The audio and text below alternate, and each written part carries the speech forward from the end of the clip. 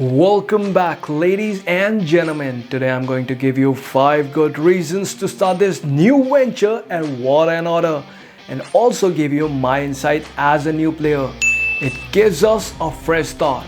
For many of us who have built a reputation are obliged to live by our names, as our teammates always expect us to be at the top of the game.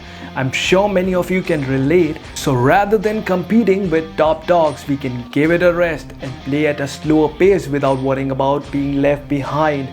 Clash of Kings is a dead game. I'm sure many of you remember how many people used to be around us in each and every kingdom, and now how many are actually left. We got to admit every dear one, whether it is our friend or our enemy, is selling their castle in Clash of Kings. It kind of ruins the ambience around. There must be some legit reasons why everyone wants to leave that game. Best to start early. Once people quit, it takes a while to start all over again, or usually they just don't want to start another war and strategy game at all. So why not bring the whole squad to War and Order now while they are still active and play as a good team? People would feel stress-free in this game compared to the super competitive game they've played for last 5 years for sure. Lesser dominance of nationality. There are no bullies around forcing people to spend or suffer. As much as I've investigated, people are playing War and Order for fun for last 6 years. I myself am playing in a new kingdom and don't have to worry about losing anything. I'm slowly growing and understanding gaming features. There are people from different countries in every kingdom, so you would not feel lost anywhere. Connection to this channel. You should join in, as I would be posting this game's videos from now onwards. Okay, that's a vague pointer, but you got to do it for your favorite YouTuber. Make sure you go into the description and use my download link to install this game. If it wasn't for you guys, I wouldn't be making such cool videos after all.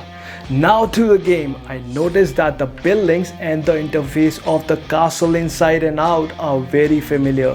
Whether it is the barracks where we train soldiers, drill grounds which increase the marching capacity, embassy which gives us reinforcement capacity, even the walls of the city measuring up the city defense.